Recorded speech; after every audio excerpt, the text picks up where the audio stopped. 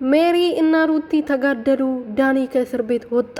በውሸተኛ አሰት እኔ ላይ በመስረትሽ እኔ በድጋሜ ክስ መሰረትብሻለሁ በማለት ሩትዬ ነገረቻት። አንቺ ነሽ ህይወቴ ውስጥ እየገባሽ ህይወቴን እየበጠበጥሽው ያለሽው፣ እኔ አልደረስኩብሽ፣ አንቺ ነሽ እየደረስሽብኝ ያለሽው፣ አንቺ ነሽ ስሜን በየቦታው እየሄዳሽ ስሜን እያጠፋሽ ያለሽው። ስለዚህ ከህይወቴ እንድትወጪ እፈልጋለሁ። በድጋሜ ክሱን አንተውም ክስን መሰረታለን ብለዋል። ዳኒ ከእስር ቤት ወጥቷል። ኤፋይም ከእስር ቤት ወጥቷል። እንደምታውቁት ባይታሰሩም ያው ከእስር ቤት ወጥቷል ተብሎ በድጋሜ መጥተዋል ማለት ነው። እንኳን ደህና መጣችሁ ወደ ክርክሩ ዓለም፣ እንኳን በሰላም ተመለሳችሁ።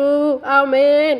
ሰላም ሰላም ቤተሰብ እንዴት ናችሁ? ደህና ናችሁ ወይ? እኔ ያለው እግዚአብሔር ይመስገን። በያላችሁበት ሰላማችሁ ብዝት ትርፍርፍ ይበልልኝ። ለዚህ ቤት አዲስ የሆናችሁ ሰብስክራይብ፣ ሼር፣ ላይክ እያረጋችሁ ቤተሰብ እንድትሆኑ በትህትና እየጠየቅኩኝ እንግዲህ ሜሪና ሩትዬ ዛሬም እየተጣሉ ይገኛሉ። የሚጣሉት ደግሞ በውሸት ሀሰት ነው እየመሰከረች ያለችው። በእነሱ ባላረጉት ነገር አርጋለች እያለች ስሟን እያጠፋች ነው ሜሪ በየሄደችበት። ሄርሜላ ነሳ ናት ያገተቻት፣ ዳኒ ኤፍሬም ናቸው ያገቱት በማለት በውሸት እንትን ምስክር ሰጥታ ነበር ለአብርሃም። እስር ቤት ሜዳ እንደዛው ክስ ሰጥታለች ብላ ሩትዬ እያወራች ነበረና እንዴት በውሸት ስሜን ታጠፊያለች በማለት ድጋሚ እከስሻለሁ፣ ክሱን አልተውም፣ አንቺ ነሽ ወደ ህይወቴ እየገባሽ ያለሽው፣ ከህይወቴ እንድትወጪ ይፈልጋለሁ፣ ህይወቴ ውስጥ አታስፈልግኝም አንቺ ብላ እየመለሰችላት።